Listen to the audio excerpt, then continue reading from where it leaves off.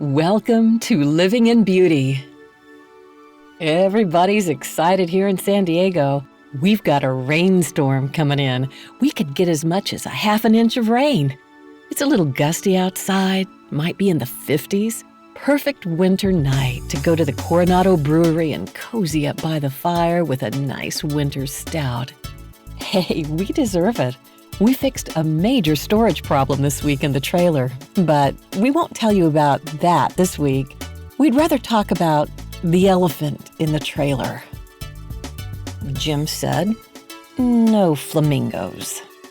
Not a surprise from the guy who's never stuck a sticker on a car, staked a voting sign in a yard, flown a flag on anything, sported a tat, accented or ornamented any dwellings or vehicles.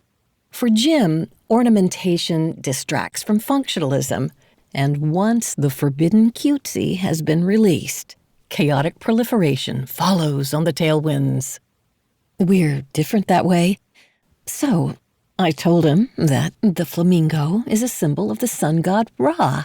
In Egyptology, the flamingo Bennu became the mythical phoenix, the alchemical firebird that releases the earthbound from the physical barriers and limitations of the common world.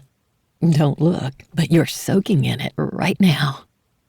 And he said, "Yeah? Well, there's no room." He's right. When you're full timing, every square inch matters.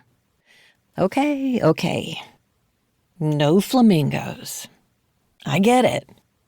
I might as well banish my secret thoughts about dolly yard elephants, too, even though they'd be the perfect complement to our beauty. For me, the spindly-legged elephants express our fragile longing, yet deliberate intention to journey full-time in Beauty and the Beast, and to accomplish the thousands, if not millions, of delicate and deliberate step-by-step tasks which that lofty goal demands.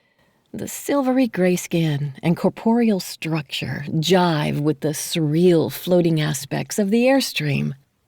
Also, the intelligence, functional form, legendary memory, and long life of the elephant empathize with the goals of Wally Byam, the designer of the airstream. Let's not make any changes. Let's make only improvements. Flamingos are pink. I love pink. Pink and gray are complementary colors.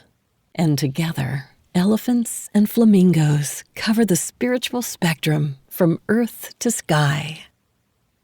The elephant embodies my own preferences of the divine as a creature that bears up the joys and anxieties and terrors of humanity. Elephants boost our flighty imaginations, heft our insatiable ambitions, and groan beneath our abundance of contradictions. Yet their evident wisdom and attitude of slow and steady determination demands our avoidance. The pain of giving conscious attention to their suffering under the burden of our massive needs and paraphernalia is almost too much, even for caretakers. To the contrary, flamingos don't carry burdens. They carry the soul away from them. Rest in peace, Don Featherstone, and thank you for the plastic pink flamingo memories. At this point, I'm pretty sure you don't want to hear me go on about the elephant in the room, and in this case, the elephant in our 2001 Airstream Excella, Beauty. Here on our 6th post, as we languish through this dead time, when the sale of our house is in the limbo of a grueling escrow, as our lifetime of possessions caravan grotesquely out the door, when the living trust, post and funeral arrangements are drawn, signed, and in the safety deposit box, as Jim winds down his employment activities, when our calendar after August 1 is a complete blank, as our beauty sits in a dusty storage lot 7 miles away.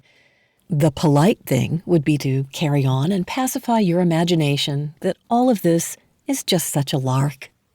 It is a lark, but the lark is sitting on the back of the elephant. The elephant in the room is the unavoidable subject you must acknowledge when you're choosing which year you will sign up to receive your Social Security benefits. That sober-eyed beast looms large as you consider that almost half of Americans born between 1946 and 1964 will be diagnosed with Alzheimer's. Then, familial risks of cancer, heart disease, and life expectancy come into play. Counting deceased relatives jumping over the fence at bedtime isn't morbid. It's the necessary work of planning out our end game. Every day is a gift. So how many? Counting steps, healthy diet, limiting alcohol, not smoking, and regular checkups will squeeze out a few precious days beyond the estimate. But when you reach the place of no return, when health and abilities begin the downward descent into the part of the golden years no one wants to talk about, that's what I mean by the elephant in the trailer. Once you have a realistic and likely count up to that day, you massage the elephant and ask these questions. Will the money hold out? When this old dog dies, shall we get another? Shouldn't Alaska and the Grand Tetons be accomplished earlier rather than later?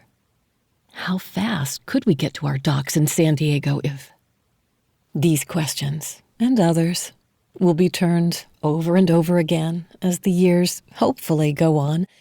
And someday, at some amazing place on this magnificent planet, I and my high school sweetheart, who will not let me have flamingos, will look out on the landscape of our lives and laugh at the harsh realities of aging and the fears and anxieties of our youth. Meanwhile, we will go on a wild rampage.